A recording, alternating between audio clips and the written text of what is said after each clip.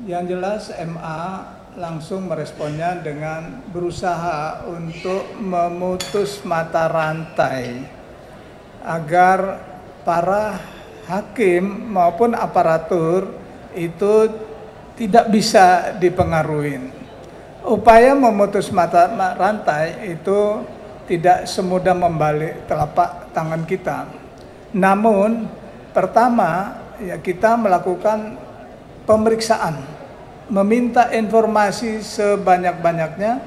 Ketika ada berita, informasi di media cetak, elektronik maupun media online lainnya mengatakan bahwa ada menyebut nama-nama aparatur yang ada di lingkungan Mahkamah Agung maupun Badan Peradilan, Mahkamah Agung sesuai dengan kewenangannya telah membentuk tim pemeriksa dan telah mendengar keterangan juga dari pihak-pihak yang disebut-sebut oleh media, termasuk mendengar pihak-pihak yang sekarang lagi ada di Kejaksaan Agung. Kita dengar semua gitu. Kita awal akan melaksanakan dan telah menjatuhkan sanksi-sanksi atas dasar dugaan pelanggaran kode etik. Dan itu sudah saya tanda tangani terakhir mungkin minggu kemarin. Nanti Pak Kepala Badan Pengawasan bisa melihat atau bisa membuka di portalnya atau laman Badan Pengawasan Mahkamah Agung. Itu sudah dijatuhi sanksi oleh Mahkamah Agung. Yang kedua, ini langkah ke depan, jangan terulang begini-begini terus. Yang pertama, kita harus membuat SOP, standar operasional prosedur, yang sekali lagi transparan, dan dimulai dari unsur pimpinan Mahkamah Agung dan Badan Peradilan di seluruh Indonesia. Termasuk para hakim agung, kita beri kewenangan untuk melakukan menjadi hakim agung pengawas dan pembina aparatur di daerah.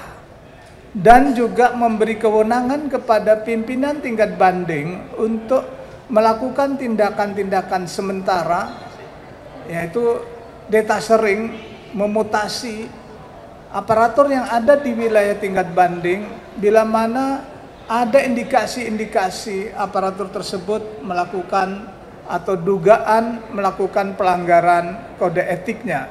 Itu kita berikan kepada pengadilan tingkat banding. Itu langkah-langkah.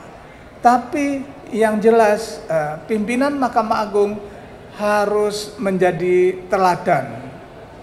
Pimpinan Mahkamah Agung dan pimpinan Badan Peradilan tidak boleh menjadi bagian dari masalah di institusi ini.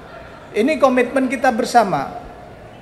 Jadi mohon juga media bisa memantau, bisa mengawasin.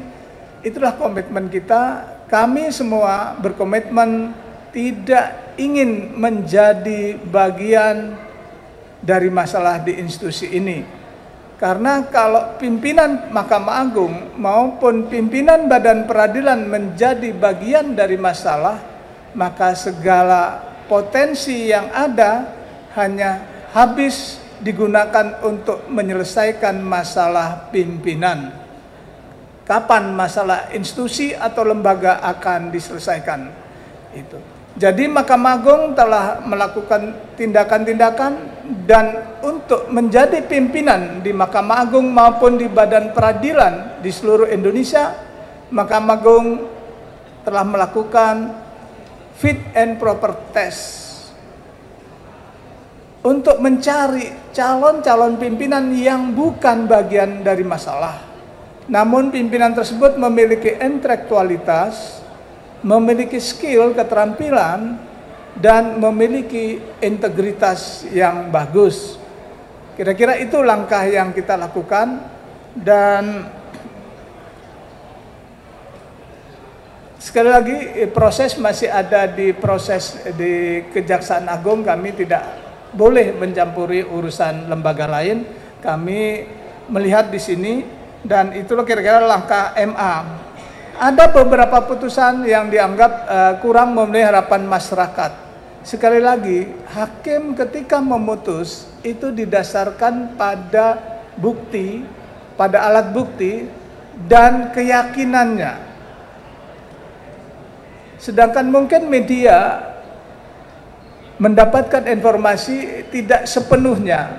Tapi kalau media, rekan-rekan jurnalis hadir di persidangan, melihat apakah bukti-bukti yang diajukan oleh para pihak dan yang apakah bukti-bukti tersebut telah dipertimbangkan dengan baik oleh hakim, maka media akan melihat bahwa putusan hakim itu harus memenuhi 3 hal. Yang pertama, menciptakan adanya kepastian hukum. Yang kedua, harus menciptakan adanya atau memberikan keadilan dan kemanfaatan bagi masyarakat pencari keadilan. Disitulah hakim dalam memutus menggabungkan, meramu alat-alat bukti yang ada ditambah keyakinan. Ini bukan berdasarkan informasi katanya, tetapi hakim dalam memutus berdasarkan alat bukti yang ada. Terkait juga Ibu Ana masalah pengampunan rencana, ada wacana pengampunan. Mohon maaf, kami tidak akan berkomentar masalah itu. Ini kewenangan atau prerogatif dari Presiden selaku kepala negara. Jadi kami tidak akan mengomentari masalah ini. Masalah kesederhanaan memang harus dimulai dari, sekali lagi, pimpinan Mahkamah Agung, pimpinan Badan Peradilan, dan itu menjadi SOP kita. Dan kami kalau ke daerah sudah menyampaikan tidak perlu dijamu, karena kami sudah punya surat tugas, punya dana uang harian yang diberikan oleh negara untuk kita pakai makan. Jadi bukan untuk dibawa pulang diberikan pada keluarga kita. Itulah standar yang kita gunakan, tidak ada oleh-oleh, tidak ada traktiran, tidak dibukakan VIP room di bandara, nggak ada. Gitu. Kita harus memulai dari yang kecil-kecil kita benahin dulu.